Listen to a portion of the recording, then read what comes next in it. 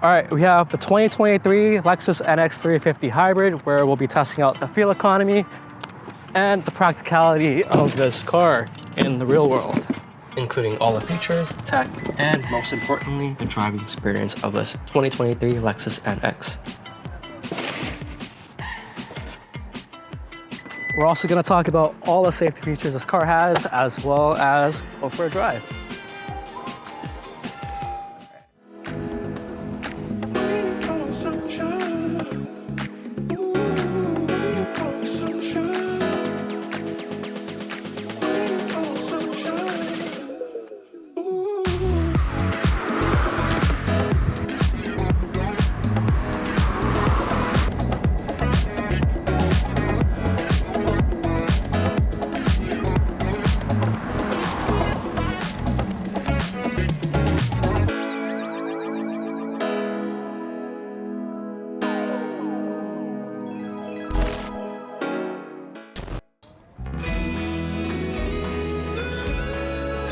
All right, first off, this makes 240 horsepower and 167 pound-feet of torque through a 2.5 liter four-cylinder engine paired with two electric motors, one in the front and one in the rear only when traction is needed in the back, all of which is paired to an electronic CVT. Both the front and rear motors provide regenerative braking, so when you let go of the gas, it slows down relatively quickly, kind of like an EV. The system automatically switches between electric and combustion engine pretty seamlessly. Like right now it's on EV mode, and most of the time you can't even tell when the engine comes on except for the sound. The hybrid system is usually enough power to get you around the city, but when you're going at a faster speed, usually the combustion engine will start to kick in. Upon heavy acceleration, it's actually rather loud. It's a lot louder than you think it is, but it makes up for it because the insulation here is really good. These windows are double pane glass. Lexus just did a really good job of making the cabin really quiet. In EV mode, which it is in right now, at about 35 miles per hour, it is dead quiet in here. The NX is also rated at 5.7 liters per 100 kilometers in the city and 6.4 liters per 100 kilometers on the highway.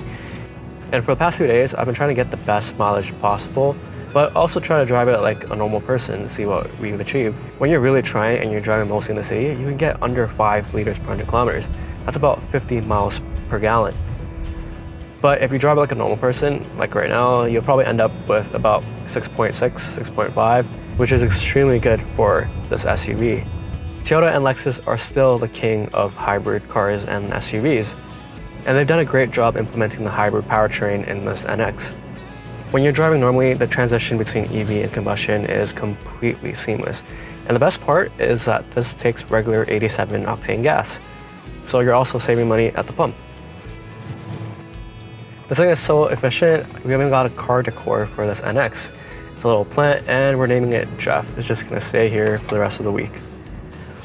So yes, this thing is efficient, but let's do a quick 0 to 60 in sport mode and see how it does. Little wheel spin, okay. All right, this is gonna get you to 60 miles per hour in about 7.2 seconds, which is more than enough for passing power on the freeway.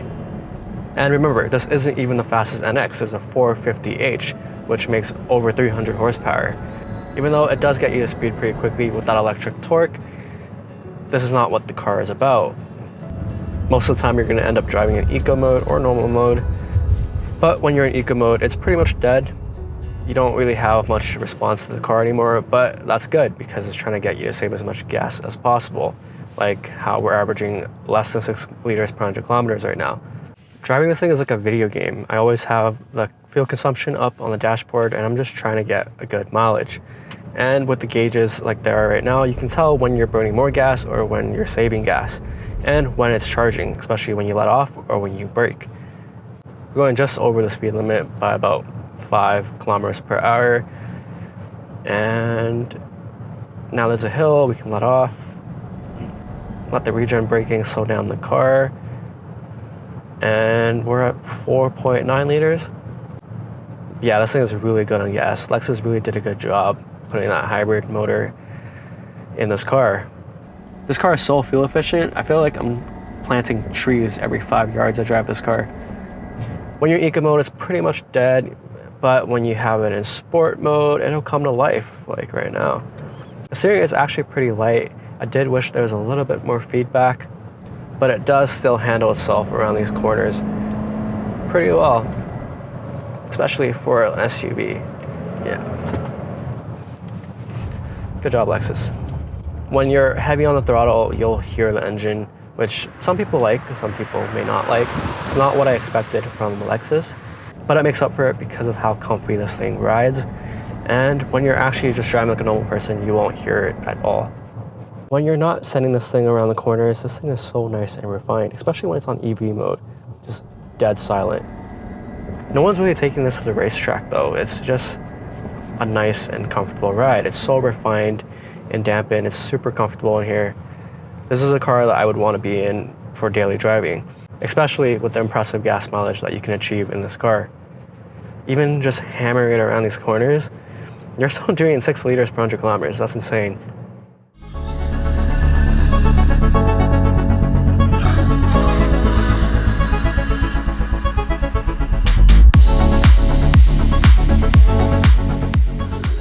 Nori Green has to be one of my favorite colors on this new X. Up front, we've got these iconic Lexus spindle grille with an almost 3-dimensional design, which is completed by these 3 triple beam headlamps with black surrounds. Very distinguishably Lexus.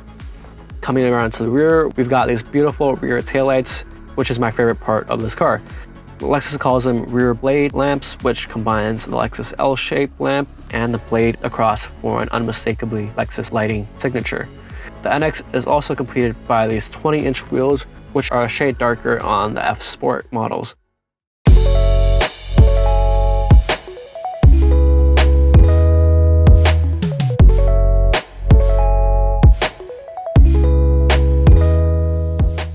Alright, hopping inside, we have this brand new cabin in this Lexus NX, and it looks gorgeous in here, especially these Palomino leather seats. They're actually not leather, they're synthetic leather, which Lexus calls Deluxe. And then we've got the open poured wood all around the car. It's nice and textured, and I think it looks really good, especially with these matching headliners that go with the seats. There's also nice gloss black trimming around here. And then we have Jeff over here because it fits perfectly in this interior with these Palomino colored seats.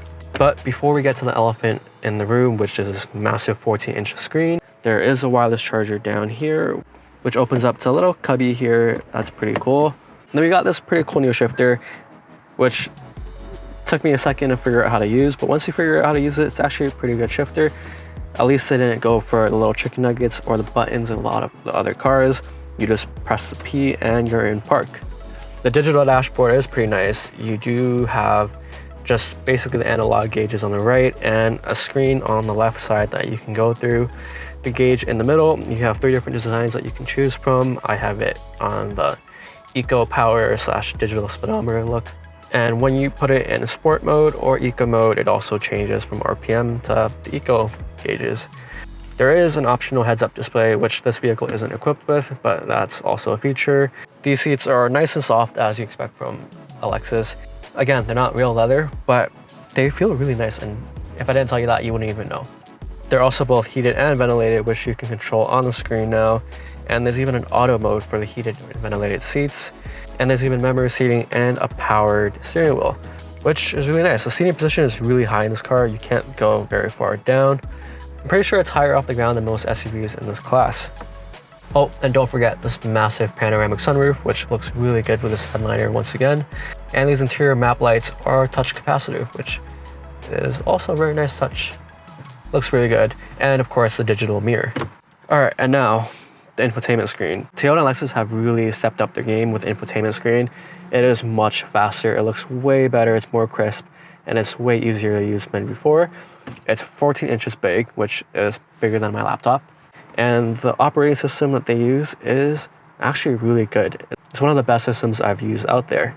The in-car map is also really good. It uses Google Cloud data, so it looks really good and clean, and the traffic information is always available. The HVAC is also implemented on the screen, but it's a permanent part of the screen at the bottom here, so you don't have to dig through menus to get through. Most of the time, I don't like it when the HVAC control isn't a physical button, but they did a really good job in this NX, where they have actual physical knobs and everything else is a permanent part of the display. Of course, there's Apple CarPlay and Android Auto as well. And there's also 64 ambient lighting colors that you can choose from this RGB grid. It's pretty nice, especially at nighttime.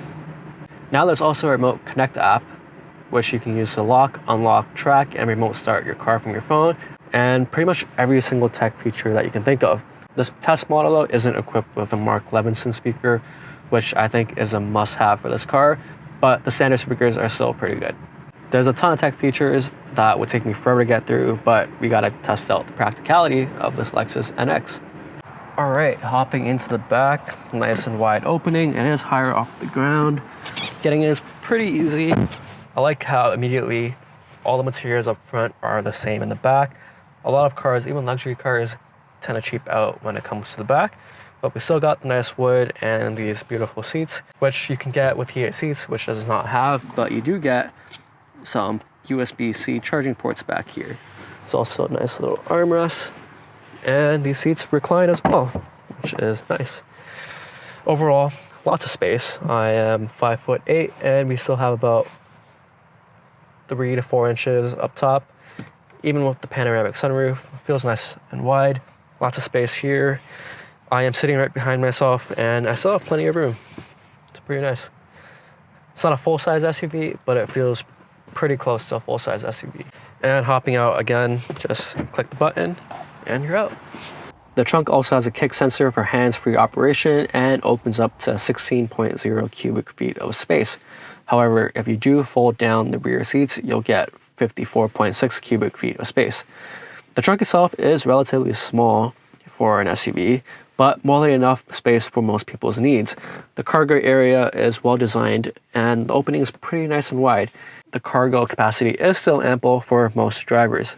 The NX comes with Lexus Safety System Plus 3.0, and the amount of safety assist features in this car is insane.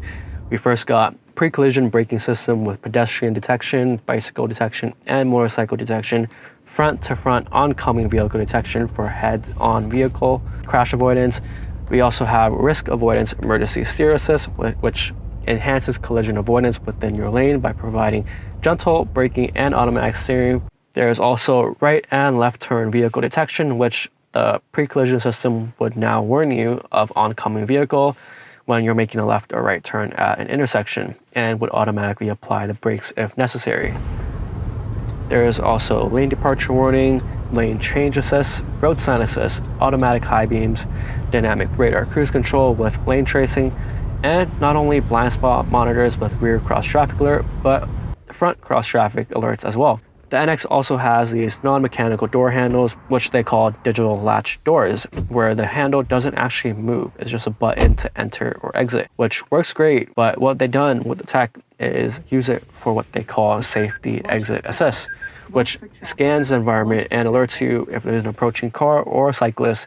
It can prevent you or your passengers from either the front or back seat from opening the door when there's like a bike or a car passing by when you're parked by a curb. In case you are wondering though, if the battery dies and you're in an emergency where it's not working at any time, you can pull the handle twice and it'll open right up. There are also these 4 cameras around the car with a massive display of your surroundings with plenty of different views, and it scans the ground to show you what's underneath as you pass by. In case you drove over a pedestrian, you can confirm that without even getting out of your car. Just kidding, this car won't even let you come close to hitting a pedestrian with all the safety tech it has. You can also even change the color of the car on the camera view. Oh, and don't forget, there's also another camera for the digital mirror, which I like a lot because you can see a lot more than a traditional mirror. But if you want a traditional mirror, you can just flip the switch and voila, it's a normal mirror. Toyota and Lexus have been on the forefront of automotive safety, and they're killing it with the new Lexus Safety System 3.0 in this NX.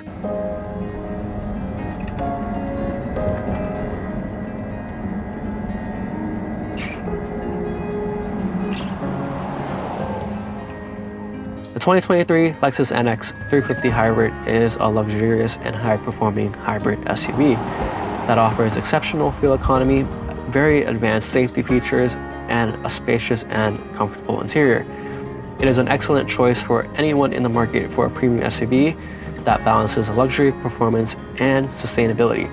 And the hybrid powertrain makes it a great choice for eco-conscious buyers.